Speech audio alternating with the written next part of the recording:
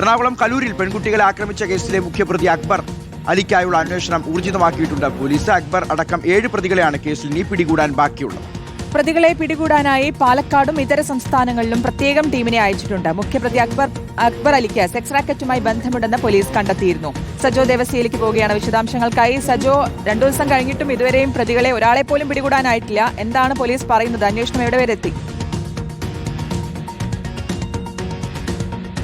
ശ്രുതി Shihas, good morning. അതായത് ഈ കേസിൽ ആകെ 10 പ്രതികളാണുള്ളത്. അതിൽ 3 പേരെ യഥാർത്ഥത്തിൽ പിടികൂടി. പക്ഷേ മുഖ്യപ്രതിയും അക്ബർ അലിയും കൂട്ടാളികളുമാണ്. അവരെ കണ്ടെത്താൻ കഴിഞ്ഞിട്ടില്ല എന്നത് പോലീസിനെ സംബന്ധിച്ചിടത്തോളം ഒരു പ്രധാനപ്പെട്ട വെല്ലുവിളിയാണ്. കൊച്ചി നഗരത്തെ ആകെ നടുക്കിയ ഒരു കേസാണ്. അതായത് യുവതികളെ കമന്റ് അടിക്കുന്നു ഈ പ്രതികൾ.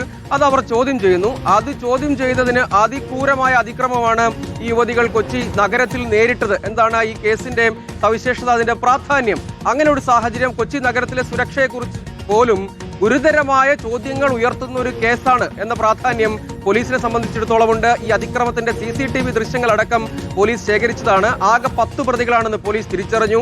എല്ലാവരെയും തിരിച്ചറിയുകയും ചെയ്തു. അതിൽ 3 പേരെ മാത്രമാണ് അറസ്റ്റ് ചെയ്യാൻ കഴിഞ്ഞത്. മറ്റ് പ്രതികൾക്ക് വേണ്ടിയുള്ള അന്വേഷണം ഊർജിതമായി പുരോഗമിക്കുന്നു എന്ന് പോലീസ് പറയുന്നു. അവർ നേരത്തെ തന്നെ ജില്ല വിട്ടിട്ടുണ്ട്. ഇനിയിപ്പോൾ സംസ്ഥാനവും വിട്ടിട്ടുണ്ടാകും എന്ന നിഗമനമുണ്ട്. അപ്പോൾ വിവിധ ജില്ലകളിലേക്ക്, അതുകൂടാതെ ഇതര സംസ്ഥാനങ്ങളിലേക്ക് കൂടിയും അന്വേഷണം വ്യാപകമാക്കിയിട്ടുണ്ട്. ഈ മുഖ്യപ്രതിയും അക്ബർ അലി കൊച്ചിയിൽ തന്നെ ഒരു ലോഡ്ജിന്റെ ഭാഗമാണ്, അല്ലെങ്കിൽ ഒരു ഹോട്ടൽ എന്ന് വിളിക്കാൻ കഴിയുന്ന ഹൈലാൻഡ് സ്യൂട്ട്സ് എന്ന ഒരു സ്ഥാപനത്തിന്റെ നടത്തിപ്പുകാരിൽ മുഖ്യ ആൾ കൂടിയാണ്.